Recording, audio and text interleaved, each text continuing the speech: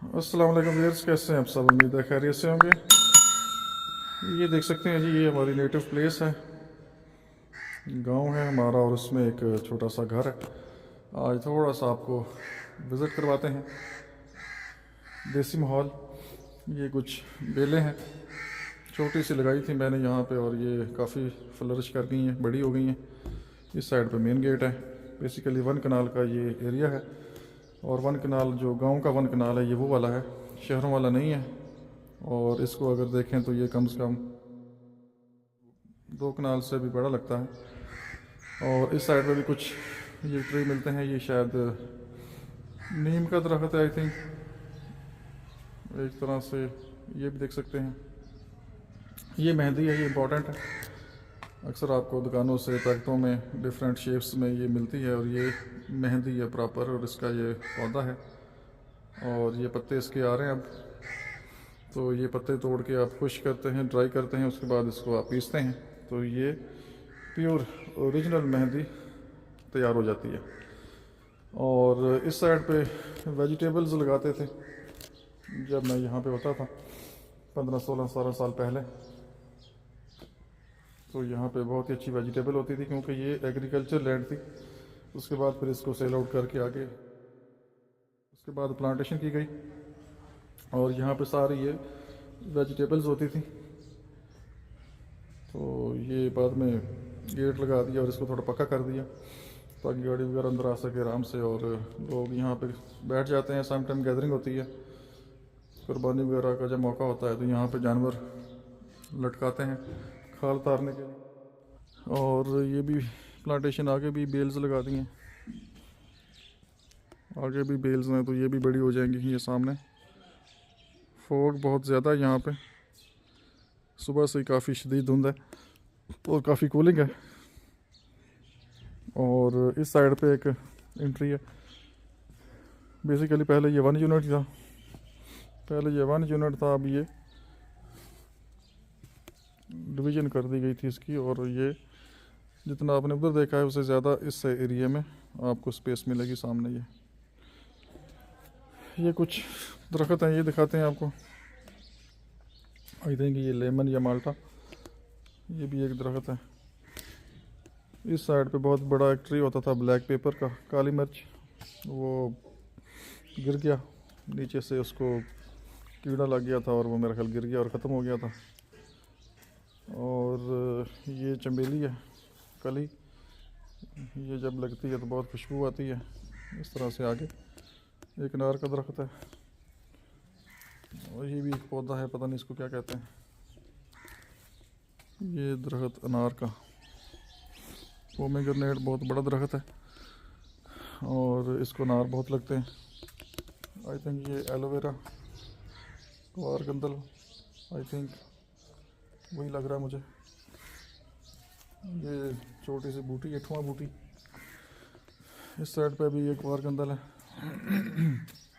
और भी यहाँ पे पौधे थे, जब मैं होता था उस टाइम कुछ और भी ट्री थे, लेकिन फिर वो ख़त्म हो गए।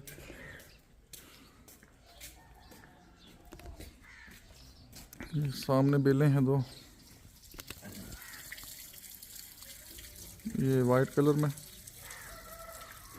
और ये है दूसरा कलर जो है इसका।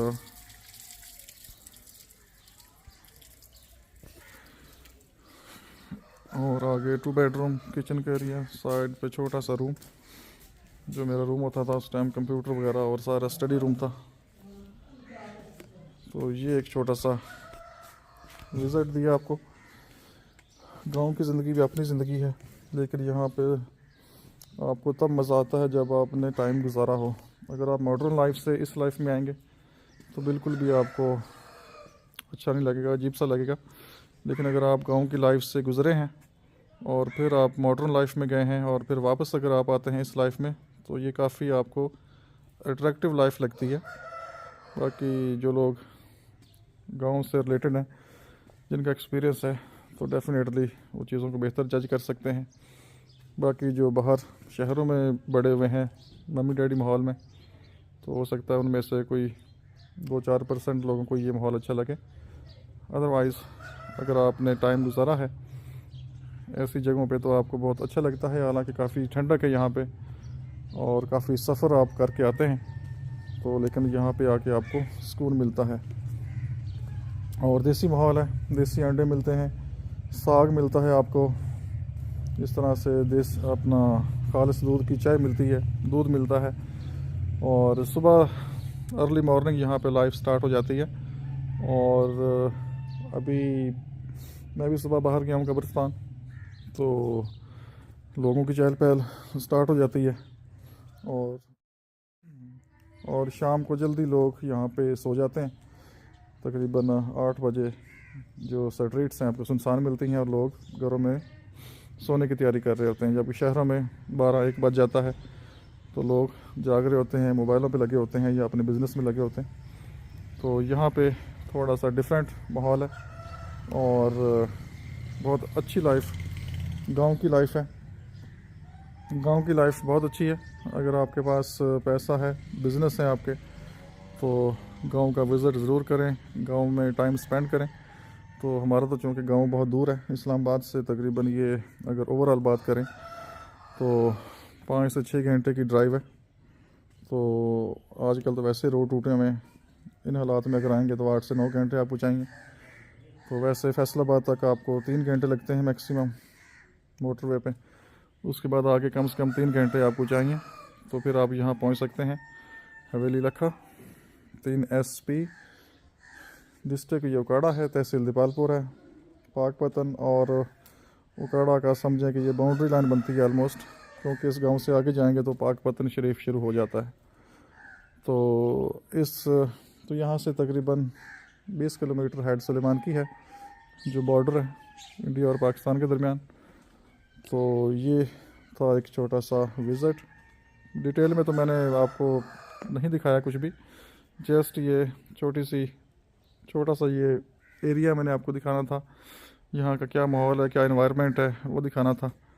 तो यहाँ से हमने साग कलेक्ट किया है, कुछ दोस्तों से मुलाकात हो जाती है। यहाँ पे हमारा एक सर्वेंट होता है, बहुत अच्छा है माशाल्लाह, उससे मुलाकात हो जाती है। वालिदैन की कब्रें हैं यहाँ पे, दुआ हो जाती है। और यहाँ पे जब आप आते हैं फिर वापस जाते हैं तो बिल्कुल आप फ्रेश होते हैं और बग़ैर किसी टेंशन के, बग़ैर किसी बर्डन के आप वापस अपने काम पे जा सकते हैं। और नॉर्मली 1-1.5 साल बाद यहाँ का चक्कर लगता है।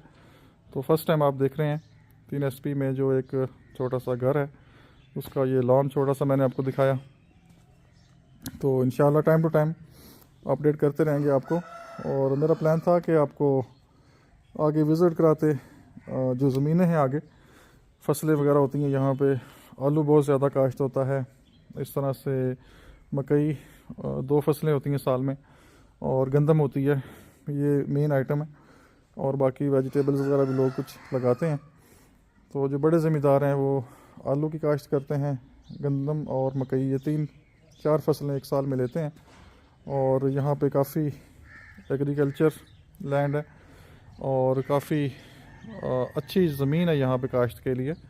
और यहाँ पे जो ठेका है या लीज़ आप कह लें, तकरीबन 2 लाख प्लस माइनस यहाँ पे पर एकड़ इस टाइम पे रेट जा रहा है, जो कि 4-5 साल में काफ़ी इंक्रीज़ हुआ है।